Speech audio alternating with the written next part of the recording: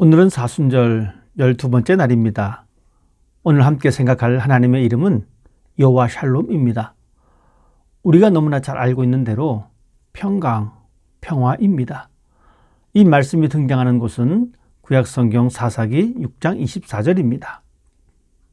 기드온이 여호와를 위하여 거기서 제단을 쌓고 그것을 여호와 샬롬이라 하였더라. 세상 사람 누구나 원하는 것이 바로 샬롬입니다. 아름다운 단어이며 아주 행복한 단어라고 생각합니다. 세상은 그 평화를 얻기 위해 각자의 방식으로 노력을 합니다. 세상은 샬롬을 추구하지만 여전히 이 세상은 샬롬과 거리가 먼 현실이 안타까울 뿐입니다. 때로는 그 샬롬이 상대방에게 공포를 주기도 하고 심지어는 평화를 명분으로 전쟁을 일으키기도 하는 것이 우리가 살아가는 삶의 현실입니다. 모두가 만족하는 샬롬은 정말 기대할 수 없는 것일까요? 기드온이 활동하던 시기는 이스라엘 백성들이 미디안의 압제 아래 고통받고 있는 시대를 배경으로 하고 있습니다. 이스라엘 백성들은 하나님의 말씀을 듣지 않고 오히려 우상 숭배에 빠져 살았습니다. 그래서 미디안 사람들에게 곡식과 가축들을 빼앗기고 굶주림과 공포 가운데 살아야만 했습니다. 그 이유는 간단합니다. 하나님의 목전에서 악을 행하였고 여전히 그들의 마음은 우상 숭배에 빠져 있었기 때문입니다. 그래서 더 이상 하나님과의 관계가 온전하지 못한 상태였습니다. 기드온도 미디안 사람들에게 곡식을 빼앗기지 않으려고 몰래 추수를 하고 있었던 그때 하나님의 사자가 기드온에게 나타났습니다. 여호와께서 말씀하시기를 기드온아 내가 너와 함께 할 것이라 라고 하십니다. 미디안의 손으로부터 기드온 너를 통해서 이스라엘을 구원시킬 거야 하셨습니다. 그러자 기드온은 왜 하나님이 함께 하시는데 여전히 고통을 겪어야만 하는지 이 땅에 평화가 없는지 하소연을 합니다.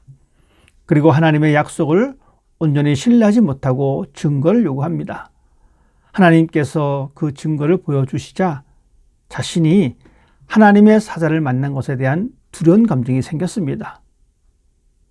기드온은 하나님의 사자를 만나 자신이 죽을 수도 있다는 두려움에 떨었지만 하나님은 오히려 그에게 안심하라고 두려워하지 말라고 죽지 않게 될 것이라고 선언하셨습니다. 이 놀라운 경험을 통해 기드온이 경험한 것은 하나님은 두려움의 대상이 아닌 평안함을 주시는 존재라는 사실을 깨닫게 된 것입니다. 하나님이 기드온과 함께 하신다는 그 사실이 샬롬이라는 것을 알았습니다. 그리고 앞으로 이스라엘에 그 샬롬이 임하기를 바라는 마음으로 그런 제단을 쌓고 여호와 샬롬이라고 고백했던 것입니다.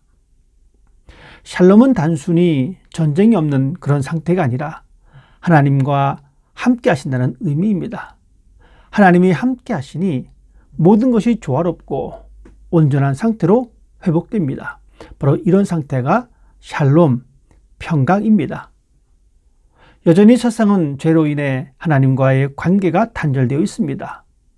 죄는 우리의 마음에 불안과 두려움을 가져다 주고 하나님과 온전한 교제를 방해하고 있습니다.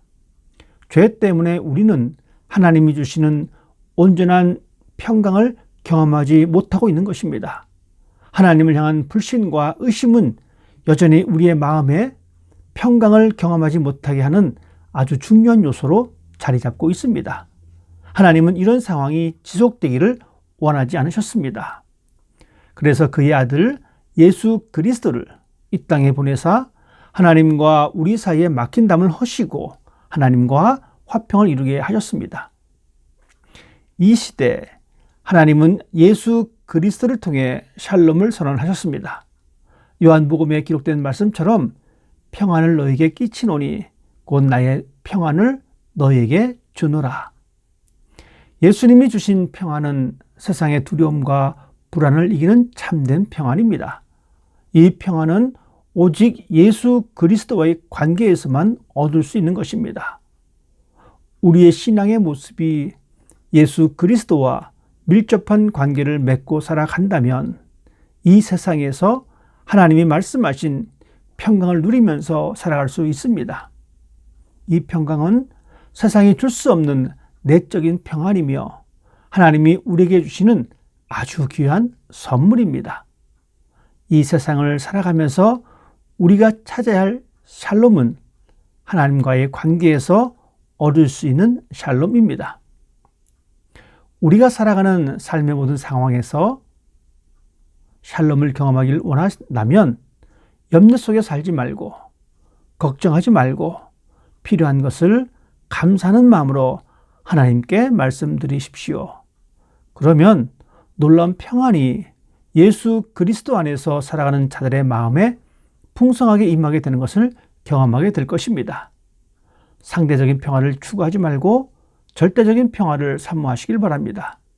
하나님과 평화를 누리는 것이 가장 큰 축복임을 알고 온전히 하나님과 교제하며 살아가는 삶이 되기를 주님의 이름으로 축복합니다. 기도하겠습니다. 여호와 샬롬, 우리에게 평강으로 임하시는 하나님을 찬양합니다. 하나님과 함께하는 삶을 통해 하나님이 주시는 평강을 경험하는 삶이 되기를 원합니다.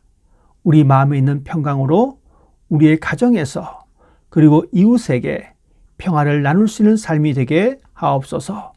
예수님의 이름으로 기도드립니다. 아멘.